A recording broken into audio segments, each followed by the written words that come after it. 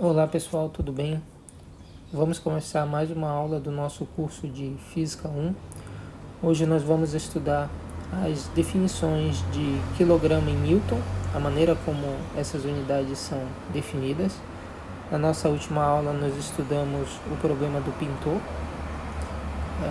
que é um problema em que nós tínhamos um pintor que se assuntava numa plataforma e que ele queria saber qual era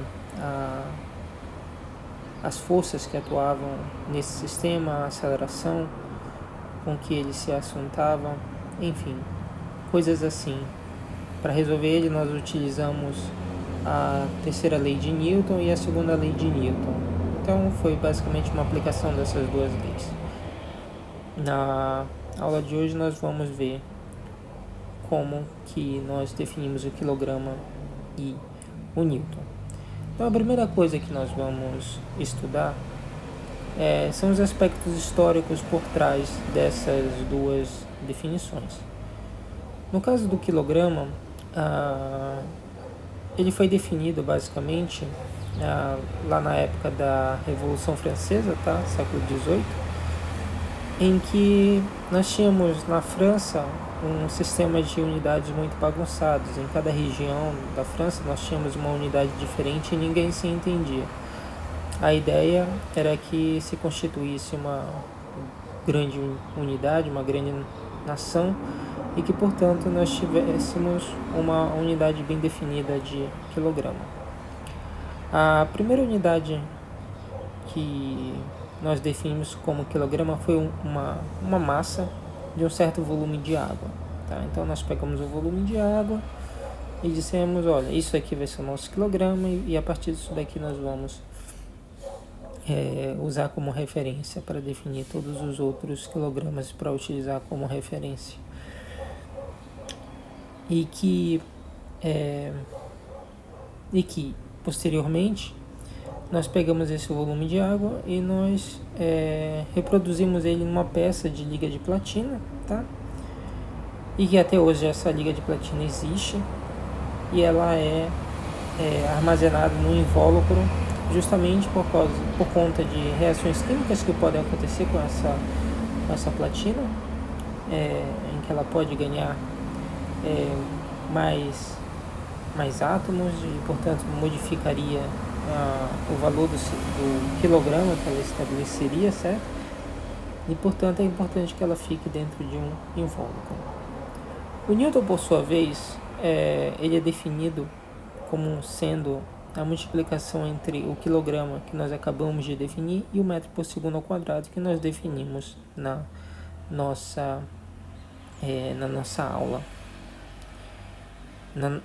Em alguma aula que nós já fizemos. E que, portanto, ele seria simplesmente a consequência dessas duas unidades já definidas, Ele é baseado basicamente na segunda lei de Newton, que nós sabemos que é amplamente justificada pelo reconhecimento da sua validade em diversos tipos de experimentos que já foram realizados ao longo de vários séculos, pelo menos 3 séculos. E portanto, essas são as definições, os aspectos históricos do quilograma e do Newton. Atualmente, essas definições elas modificaram um pouco, pelo menos na parte do quilograma. O quilograma hoje ele é definido a partir de relações mais fundamentais, Aqui nós temos a fórmula de Einstein de energia e equivalência de massa, e que a energia pode ser relacionada com a frequência, certo? E unindo essas duas fórmulas, nós chegamos que a massa estaria relacionada com a constante de Planck. Portanto, se nós medirmos corretamente a constante de Planck, nós encontraríamos quem seria essa massa a partir de uma certa constante que nós poderíamos igualar elas como sendo o inverso da constante de Planck, e, portanto, nós teríamos o valor da massa. Então, esse valor da massa nós diríamos que seria a nossa referência de quilograma. Podemos utilizar ainda outros tipos de definições que seriam equivalentes, não teriam nenhum aspecto a mais, talvez dificuldades técnicas, enfim. Nós poderíamos dizer que a massa seria simplesmente um número de carbonos, tá? Ou então um número de elétrons. São duas quantidades que nós conseguimos medir no laboratório. E o Newton, por sua vez, ela permanece idêntica. Nós sabemos da validade da segunda lei de Newton e, portanto, ela ficaria idêntica uma vez que nós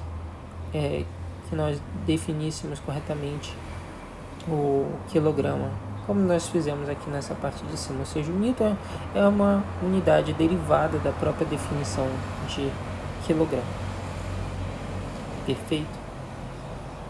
Então, na nossa próxima aula, nós vamos concluir o nosso curso de mecânica, tá?